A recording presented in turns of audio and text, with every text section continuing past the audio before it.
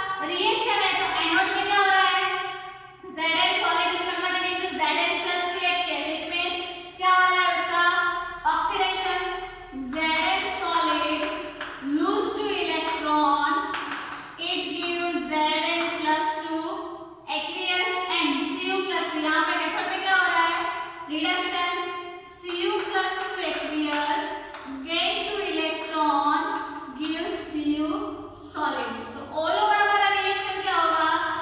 Zn solid plus Cu plus 2 aqueous is converted into Zn plus 2 aqueous plus Cu solid. Okay, तो ये हमारा all over reaction हो रहा है कि एनोड पे क्या हो रहा है? ऑक्सीडेशन एंड कैथोड पे क्या हो रहा है? रिडक्शन। और उसका हमको ऑक्सीडेशन पोटेंशियल एंड क्या दिया हुआ है? Reduction potential. ओके, हमको फाइंड आउट करना है delta G0। We know that delta G0 is equal to equation है -NF E0 सेल। ओके, हमको इक्वेशन पता है कि इक्वेशन ऐसा है delta G0 is equal to -NF E0 cell. But यहाँ पे आपको